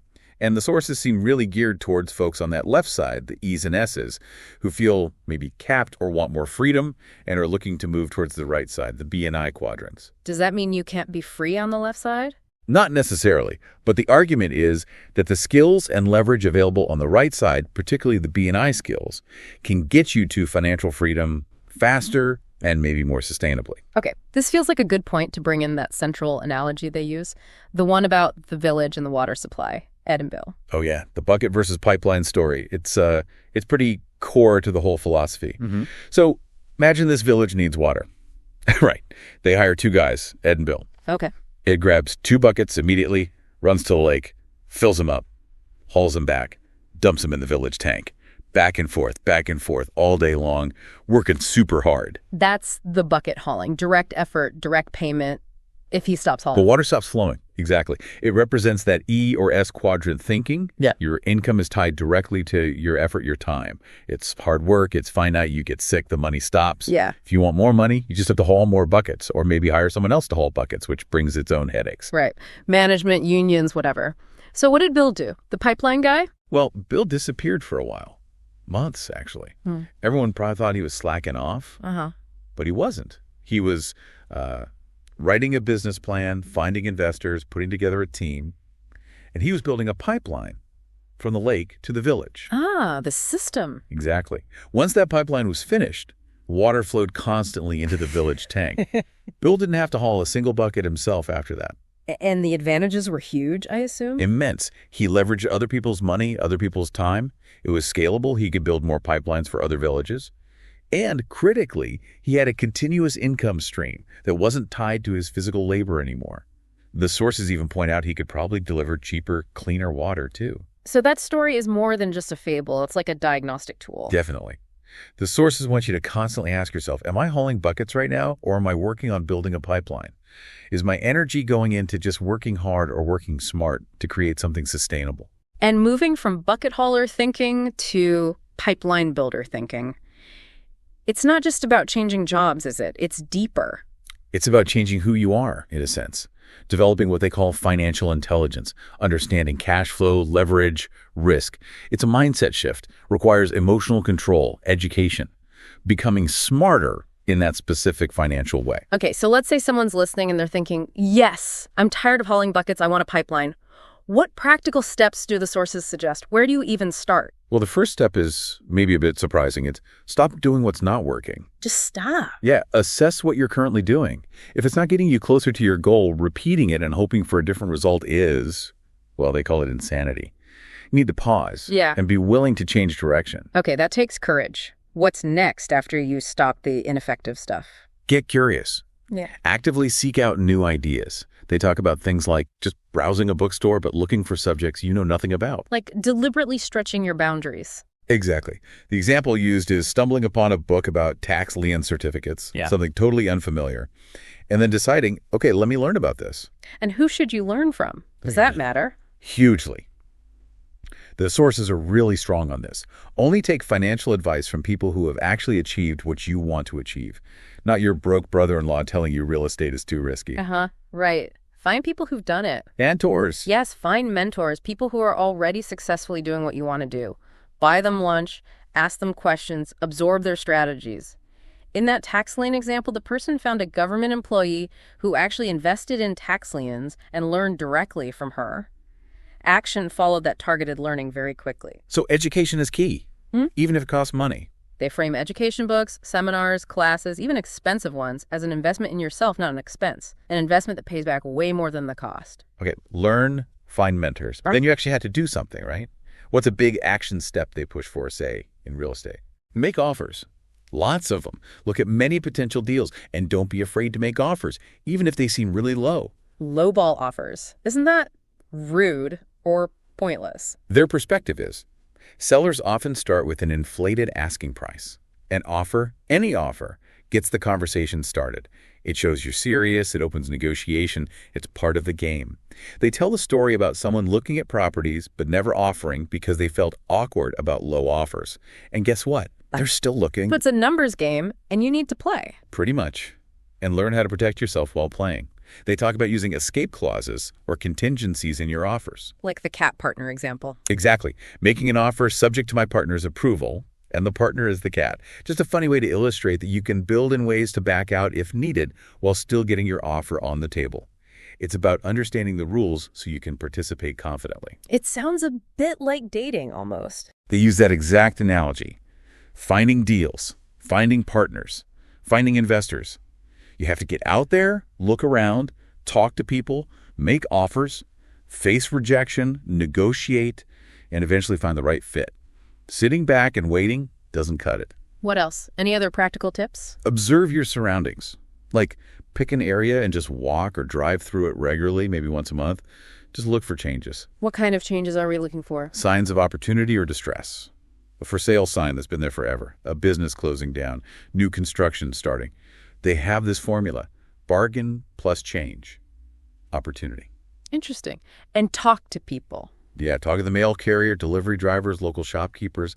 They often know the scoop on what's really happening in an area. And how does this connect to buying? It helps you shop like an investor, not like a typical consumer. Consumers, they point out, tend to buy high when everyone's excited and then panic and sell low when the market drops. Right. Buy high, sell low. The opposite of what you want. Exactly. Investors do the reverse. They get interested when prices are low, when things are on sale, during a downturn. They aim to sell when prices are high. The key principle is, profits are made when you buy, not when you sell. That's a big shift. We usually focus on the selling price. But they argue the real advantage is secured when you acquire the asset cheaply. They use an example of buying a foreclosed condo for $50 right next to an identical one someone else bought for $100K.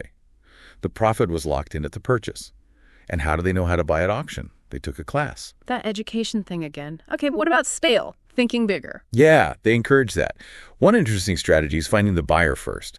Figure out what someone wants to buy, then go find someone selling it, maybe as part of a larger package. How'd that work? The example given is, a friend wants a specific plot of land. The author finds a much larger parcel that includes the friend's desired piece. They get an option to buy the whole big parcel, then immediately sell the smaller piece to the friend. The friend's payment covers the author's initial cost, and the author keeps the rest of the land essentially for free. Wow, okay. So buying the whole pie, not just a slice, can sometimes be smarter. That's the idea. Big thinking can lead to bigger opportunities. Even if you're small, they suggest teaming up with others, like pooling money with friends to buy stocks or equipment in bulk to get better deals. Leverage. And finally, practice makes perfect. Absolutely. Learn from history, study trends, but then you have to practice the skills. They mention their cash shallow flow games as a way to simulate investing, learn about making money, whether the market's up or down, managing risk, things you can't really get just from reading. They compare the cost of this kind of practice to the cost of, well, staying stuck hauling buckets forever. Okay, so pulling this all together, the income types, the quadrants, the buckets and pipelines, the action steps. Is there a real-world story from the sources that shows this in action? Oh yeah, a really powerful one. about a friend who apparently funded his kids' college and his own retirement, starting with just, I think it was $7,900. $7,900. Seriously, how? By applying these exact principles. He found an undervalued property, used creative financing so he didn't need a big bank loan, rented it out immediately for cash flow, benefited from a rising market over time, and then used a smart tax strategy, a 1031 exchange, to roll his gains to a much larger asset, a mini storage facility. And that scaled his income dramatically. Yeah, the story goes from like $125 a month initial cash flow, eventually scaling up to over $3,000 a month, which went towards college tuition. It wasn't about getting a raise. It was about building and scaling an asset. Financial intelligence in action. Which really punches a hole in that old saying, you need money to make money. They definitely push back hard against that. They say that's the mindset of the financially unsophisticated. Their view is that money starts as an idea. It's about changing your thinking first. Think and grow rich, not work hard and grow rich. You can start small, but you have to start with the right mindset. So at the end of the day, it really boils down to what's going on in your head determines what ends up in your bank account. That's the core message. Learning how to make money work for you leads to, well, they suggest an easier and happier life. And they leave us with a final thought about choice, right? Every dollar. Yeah, a really powerful one. Every dollar you touch, every single one, is a choice point. A choice between what? You can spend it on stuff that just disappears. That's the path to being poor, they suggest. You can spend it on liabilities, things that cost you money, even if you think they're assets, like maybe a fancy car payment or even a big house payment that's often the middle-class crap. Or you can choose to invest that dollar. Invest it in your financial education. Invest it in acquiring assets that generate more dollars. That's choosing the path towards wealth. it's a decision you make over and over every day. And they really stress teaching this stuff to kids because, let's face it, schools generally don't. Absolutely. It's not about playing it safe in the old way. It's about playing it smart by building your own systems. And that takes learning and doing. So we've covered a lot. The different income streams, the ESBI quadrants, that crucial shift from buckets to pipelines, and a whole bunch of actionable ideas from the sources. Yeah, it's all about transforming how you get money, building those assets, and really changing your relationship with money from employee to owner or investor. And it starts with that choice, that willingness to learn and try something different. Which leads to the final thought for you, listening right now. Thinking about buckets versus pipelines and that daily choice with every dollar. What's one small step, maybe just one, you could take today to start building your financial pipeline? Thanks for joining us on this deep dive. Hopefully these ideas give you something to think about and maybe even inspire you to explore some of these concepts further.